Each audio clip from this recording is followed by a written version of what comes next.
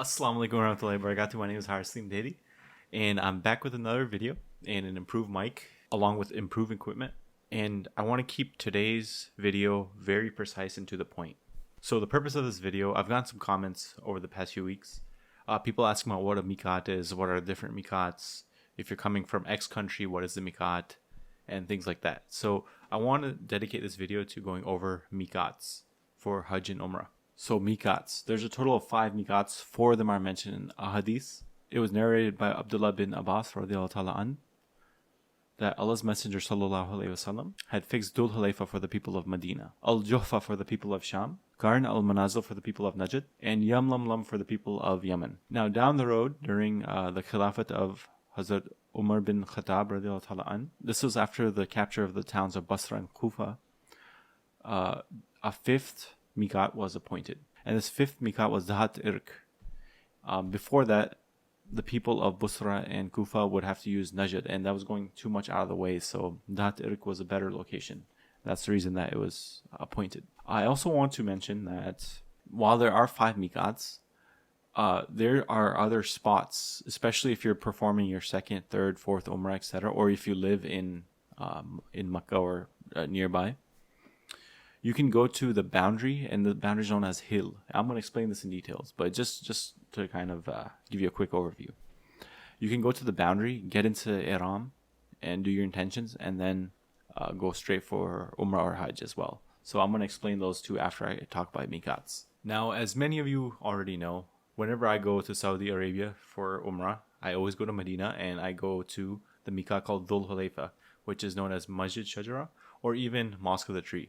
And this is located in Abyar Ali, which is basically the suburbs of Medina city. And by far, this is the longest distance miqat there is for performing Hajj or Umrah. So if you do not know, or if you want more context on Miqat Dhul Hulayfah, please do click the video in the top right corner, and you'll be able to watch that whole Umrah vlog experience and get full details on it. But I'll still give an overview here. So Miqat Dhul Hulayfah is located 18 kilometers from Masjid Nabi Sharif. It's about 410 kilometers from Masjid al-Haram, which equates to roughly 255 miles for my American audience. The people who live in Medina or visit Medina go to this miqat to get into Ihram for performing Umrah or Hajj. Now you're going to be seeing a clip of Masjid Shajarah, aka Dhul Hulayfah, so you guys can kind of see what it looks like as well. Short story is that it's called Mosque of the Tree and Masjid Shajarah because Prophet ﷺ stopped at this miqat, and the trees over there gave shade to the Prophet ﷺ.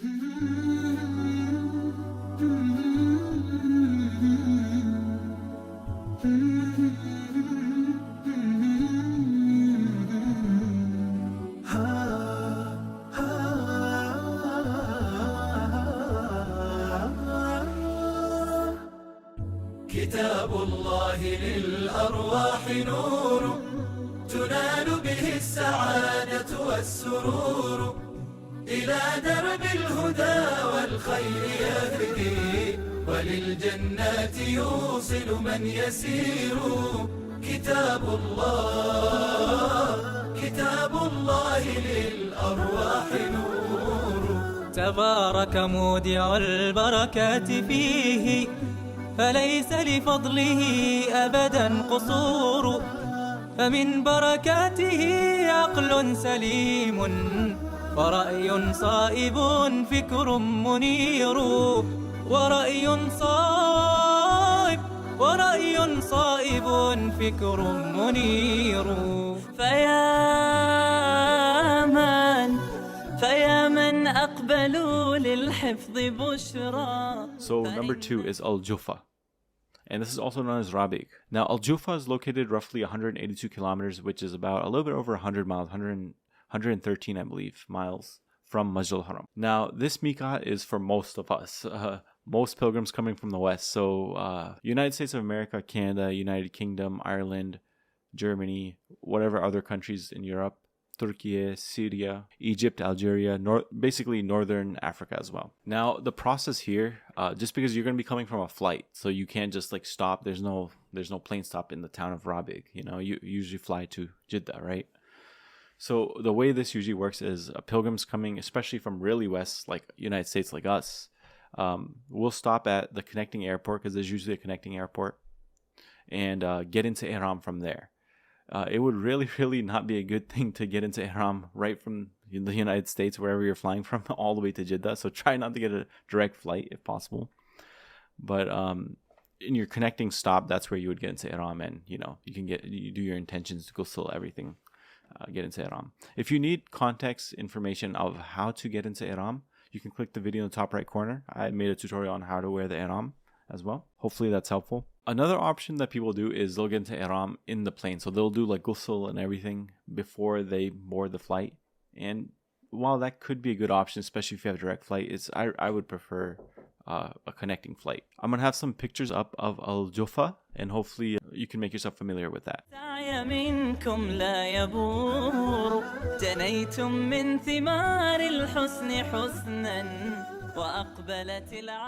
So number 3 is Qarn al-Manazil, and that's known as al-Sayl. Now Qarn al-Manazil is closer to Makkah and Masjid al-Haram than the first two I mentioned. And specifically, it's located 80 kilometers, which is roughly about 50 miles east of Makkah. Now, Qarn al-Manazil is basically the Miqat for the people living in Saudi Arabia, for Najd. It's also used nowadays for people coming from United Arab Emirates, any of the Eastern countries, so Pakistan, India, Bangladesh, for example, Australia, Malaysia, Singapore. And this Miqat is located close to the city of Taif.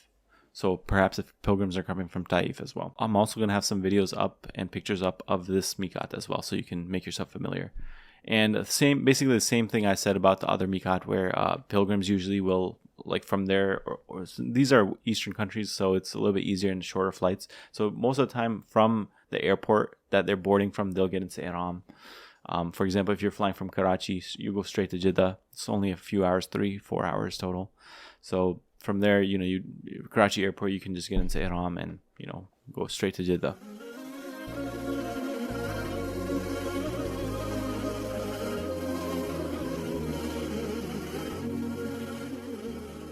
Now, number 4 is Dhat Irq, and this is the one that was created afterwards. Now, this one's located 90 kilometers northeast of Makkah, and that's about 50 or so miles. Now, this Miqat is for the people coming from the northeast. So, Russia, China, Iraq, Iran, for example, they would come to this Miqat. And again, same thing where, they from their flights, they can probably, from their origin airport or connecting airports, they can get into Ihram.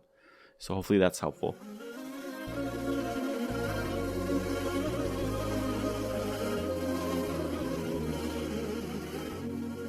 Now, number 5, the final one, Yalamlam.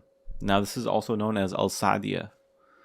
And this Miqat is roughly about 100 kilometers, so 60 miles from Masjid al-Haram. And this Miqat is for the people coming from Yemen. Also, pilgrims coming from Indonesia, basically from the south. So, Southern Africa, South Africa, Nigeria, etc. They would basically use this as their Miqat point. I'm going to have some videos and pictures up of this Miqat as well. Hopefully it helps.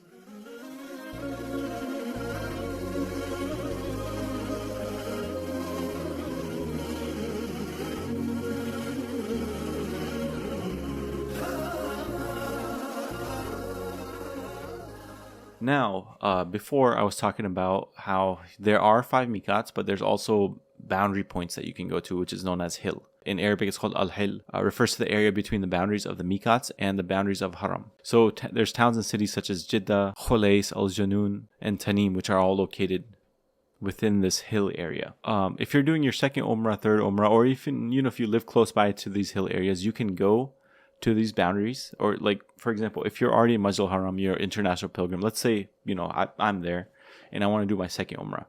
I can leave Masjid al-Haram, go to the Hil area, and the one I usually go to and most pilgrims go to is known as Masjid Aisha, which is in Tanim. Masjid Aisha radiallahu anha. That's the closest one. I think it's like 5 miles or so from Masjid al-Haram.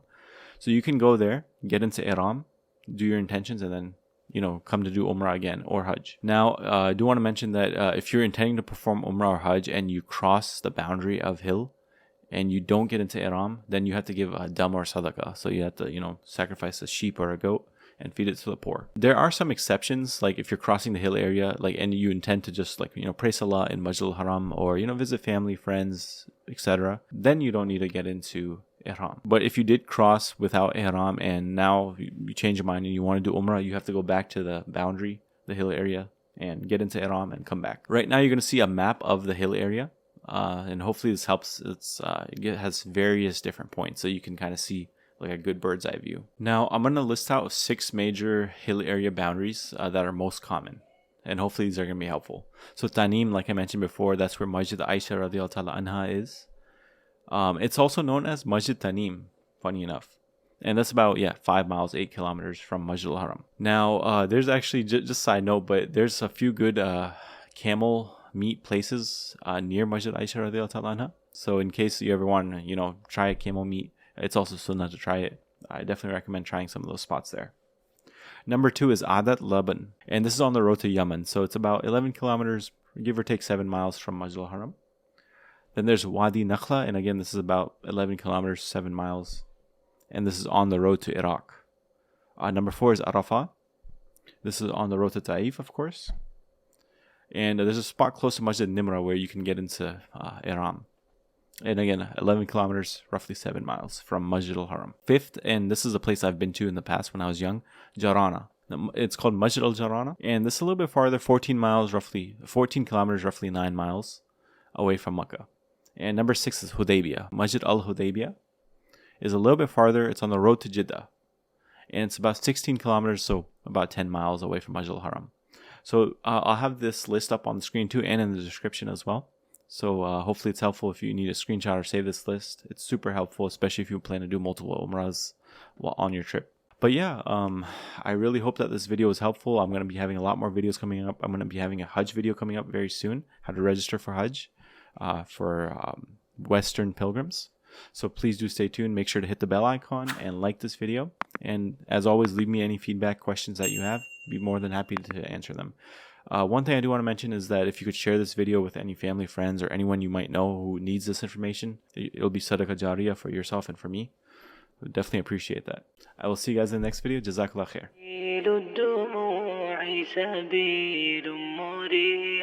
تنهد يا صاحي كي تستريح وبث الدعاء الخفي الصريح يسعك الفضل